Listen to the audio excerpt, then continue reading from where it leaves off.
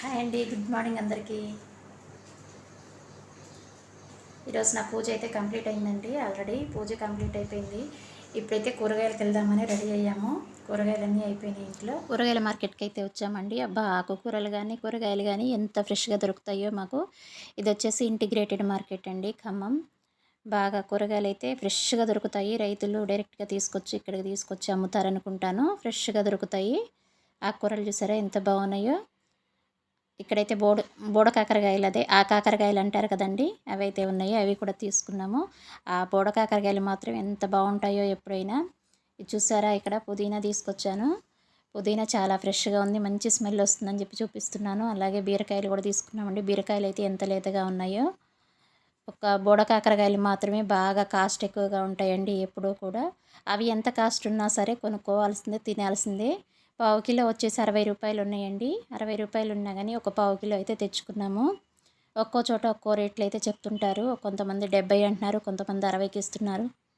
కానీ చాలా బాగున్నాయి అని చెప్పి తీసుకున్నాను. ఒక పావు కిలో అయితే తీసుకున్నాను. ఇంకా మిగతా కూరగాయలు కూడా బీరకాయలు, టమాటాలు, పచ్చిమిర్చి ఇలాగా కొన్ని రకాలైతే తీసుకొచ్చారండి.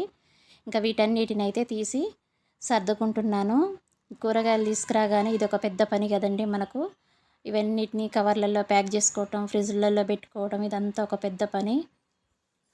కానీ ఎక్కువసేపు ఉంటే కూరగాయలు ఖరాబ్ అయిపోతుంటాయి కదా, ఇలాగే ఉంచితే అని చెప్పేసి నేను టకటకా ఇంటికి రాగానే తీసుకుని, ఇక్కడ చూసారా బోడకాకరకాయలు చూపిస్తున్నాను. మా ఇంట్లో నాన్ వెజ్లో అంతగా తినం, కానీ బోడకాకరకాయ అంటే అసలు మా ఉన్న ముగ్గురికి కూడా చాలా ఇష్టం అండి. నాన్ వెజ్ చికెన్, మటన్లు ఏవి కూడా ఇంత ఇష్టంగా తినం మేము. ఒక్క బోడకాకరకాయ మాత్రం చాలా ఇష్టంగా తింటాము. అందుకే ఈ సీజన్లో మాత్రం ఒక 2-3 సార్లు అయినా తెచ్చుకోవాల్సిందే, తినాల్సిందే. ఇక్కడ కూరగాయలు సర్దుకుంటూ కూర్చున్నాను. ఈలోపు కరెంటు కూడా పోయిందండి ఇక్కడ. అందుకే లైటింగ్ తక్కువగా ఉంది. ఈ కూరగాయలన్నీ తీసి బయట పెట్టుకొని మళ్ళీ కవర్లు తీసుకొచ్చుకొని ఒక్కొక్కటి కవర్లలో ప్యాక్ చేసుకొని అన్నీ ఫ్రిడ్జ్లో పెట్టుకునేసరికి చాలా టైం అయితే పడుతుందండి. ఇక్కడ వచ్చేసి కొత్తిమీర, లోపల కొత్తిమీర తీస్తున్నాను. కొత్తిమీర కూడా చూసారా ఎంత ఫ్రెష్గా ఉందో. బాగుంటున్నాయండి కూరగాయలు అయితే, చాలా ఫ్రెష్గా దొరుకుతాయి మాకు. అక్కడికి వెళ్ళి తెచ్చుకోవాలి, కొంచెం దూరం ఉంటుంది, వెళ్ళి తెచ్చుకోవాలనే కానీ మార్కెట్లో మాత్రం దొరకని అంటూ ఏమీ ఉండట్లేదు. ఇక్కడ వచ్చేసి తోటకూర తీసుకున్నా అండి. తోటకూర ఒక 2 కట్టలే తీసుకున్నాను.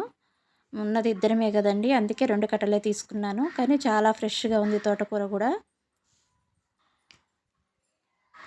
ఇక పచ్చిమిర్చి మిగిలిపోయాయి అడుగున, వీటన్నిటిని కవర్లో పోసేసి మొత్తాన్నైతే అన్నిటినైతే ఫ్రిడ్జ్లలో సర్దుకున్నా అండి. ఫ్రిడ్జ్లోకి అన్ని కవర్లలో కట్టేసి దేనికి దానికే విడివిడిగా కట్టేస్తాను నేను.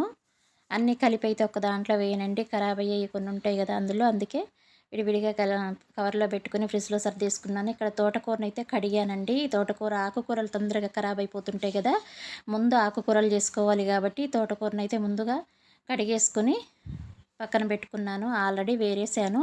ఇంకా ఎక్కడన్నా ఇలాగే ఆకులు ఏమన్నా తేడాగా ఉంటే మాత్రం తీసేసి దీన్నంతా శుభ్రంగా అయితే కట్ చేసుకున్నా అండి.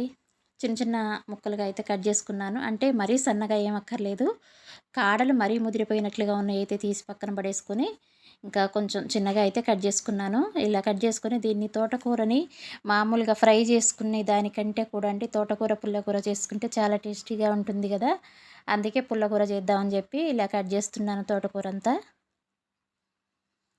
తోటకూర ఫ్రై అన్నిటిలోకి అంతగా అనిపించదు కదండి, గ్రేవీ కర్రీ లాగా ఉండదు కదా. మామూలుగా చపాతీలోకి అట్లాంటి వాటిలోకి అయితే ఈ పుల్లకూర తినొచ్చు, కానీ ఇష్టమైన వాళ్ళు తింటారు, కొంతమంది తినరనుకోండి. కాకపోతే నాకెందుకో తోటకూర ఫ్రై కంటే తోటకూర పుల్లకూర చేస్తేనే టేస్టీగా అనిపిస్తుందండి.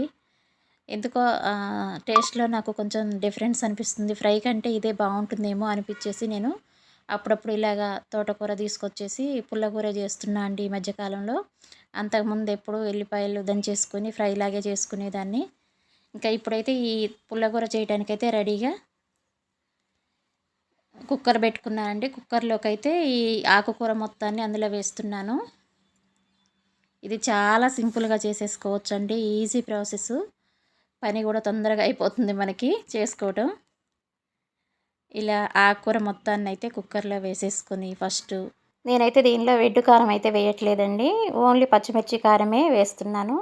అందుకే దీనిలోకి సరిపడా పచ్చిమిర్చి అయితే కట్ చేసి పక్కన పెట్టుకున్నాను. టమాటోలు 2, ఒక ఉల్లిపాయ తీసుకొని దానిలో సగం ఉల్లిపాయని కట్ చేసుకున్నాను, సగం ఏం పక్కన పెట్టేశాను పోపులో వేసుకోవచ్చని. ఇక ఈ పచ్చిమిర్చి, టొమాటో, ఉల్లిపాయలు 3 అయితే ఇందులో వేసేసుకున్నానండి. ఇదిగో ఈ సగం అయితే ఉంచేసాను ఉల్లిపాయని. ఇక తర్వాత దీనిలో కాస్త పసుపు వేసుకోవాలి. ఒక పావు స్పూన్ పసుపు వేస్తున్నాను ఇందులో. అలాగే కొంచెం చింతపండు వేసుకోవాలండి, టేస్ట్ కొరకు కొంచెం చింతపండు అయితే వేసుకోవాలి. అలాగే ఒక చిన్న టీ గ్లాస్ వాటర్ అయితే వేసుకుందామండి ఇందులో. ఇది ఉడకాలి కదా, చిన్న టీ గ్లాస్ వాటర్ అయితే సరిపోతుంది, ఎక్కువ వద్దు. మళ్ళీ వాటర్ వేసేసుకొని కుక్కర్ పెట్టుకొని ఒక 2 విజిల్లు వచ్చేంత వరకు అయితే ఉడికించుకున్నానండి. చూస్తున్నారు కదా, మంచిగా ఉడికిపోయింది. ఇప్పుడు దీన్ని అయితే మెత్తగా మెదిపేసుకోవాలండి. దీంట్లో కల్లులుప్పు ఉంటే కల్లులుప్పు, రాళ్ళుప్పు అంటారు కదా, అది ఉంటే అది, లేదంటే మామూలు ఉప్పు అయితే మామూలు ఉప్పు వేసేసుకుని దీన్ని అయితే మెత్తగా మెదిపేసుకోవాలండి. మన దగ్గర పప్పు గుత్తి ఉంటే పప్పు గుత్తితో, లేదంటే ఇంకా గరిటెతోనే మెత్తగా వెనిపేసుకుంటే సరిపోతుంది. మ్యాష్ చేసేసుకోవాలన్నట్టు మెత్తగా. ఇప్పుడు దీన్నైతే నేను మెత్తగా చేసేసుకుంటానండి. నా దగ్గర అయితే పప్పు గుత్తి లేదు, గరిటెతోనే చేసుకోవాలి నేనైతే. ఇలాగ గరిటెతోనే చేస్తున్నాను నేను. దీనిలో కొంచెం సాల్ట్ వేసుకొని, మన టేస్ట్కి సరిపడా సాల్ట్ అయితే వేసుకొని మెత్తగా మెదిపేసుకుంటాను. దీనిలో ఏమైనా వాటర్ ఎక్స్ట్రా ఉంటే ముందుగా ఆ వాటర్ని అయితే తీసి పక్కన పెట్టుకొని మెత్తగా మెదిపేసుకున్న తర్వాత దానిలో కలిపేసుకోవచ్చండి. చూసారు కదా, నేనైతే ఇక్కడ మెత్తగా మెదిపేసుకున్నాను. ఇప్పుడు పోపు కోసం అయితే రెడీ చేసుకుంటున్నానండి. ఇందాక ముందుగా సగం ఉల్లిపాయ ఉంచాను కదా, ఆ సగం ఉల్లిపాయ అలాగే 4 వెల్లుల్లిపాయలని దంచి పక్కన పెట్టుకున్నాను. ఇక్కడ పోపు కోసం అయితే పచ్చిశనగపప్పు, జీలకర్ర, ఆవాలు తీసుకున్నాను. అలాగే ఒక ఎండుమిర్చి అయితే తీసుకున్నా అండి. వీటన్నింటిని ఆయిల్ వేడెక్కాక పోపులో వేసుకున్నాను. అవి ఫ్రై కాగానే ఉల్లిపాయలు, అలాగే దంచి పెట్టుకున్నటువంటి ఉల్లిపాయలు వేసేసుకొని మంచిగా దీన్ని కొంచెం బ్రౌన్ కలర్ వచ్చేంత వరకు పోపును వేయించుకోవాలి. ఆ తర్వాత దీనిలో కాస్త కరివేపాకు అయితే వేసుకున్నానండి.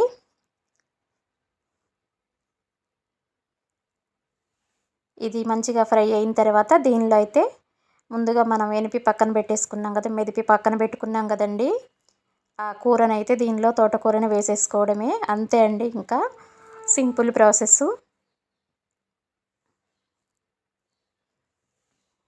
ఇప్పుడు ఈ కూరని దీనిలో వేసేసుకొని కొంచెం సేపు అయితే స్టవ్ మీదే ఉంచుకోవాలండి. మంచిగా కలిపేసుకొని కాసేపు అయితే అలాగే స్టవ్ మీద ఉంచేసుకోవాలి. 1 నిమిషం మూత పెట్టుకొని అలా వదిలేసామనుకోండి, మంచి చక్కగా అంతా ఆ పోపు ఫ్లేవర్ అంతా ఈ కూరకు పడుతుంది. ఇంకంతే అండి, రెడీ అయిపోయింది తోటకూర పుల్లకూర రెడీ. చూసారు కదా, ఎంతో టేస్టీగా ఉండే తోటకూర పుల్లకూర అండి. హెల్త్కి హెల్త్, తక్కువ ఆయిల్ పడుతుంది. మెయిన్ దీనికి తక్కువ ఆయిల్తోని కర్రీ చేసేసుకోవచ్చు అండి. ఈ కూర అయితే రెడీ అయిపోయింది, చాలా టేస్టీగా ఉంటుంది. ఒక్కసారి ట్రై చేయండి.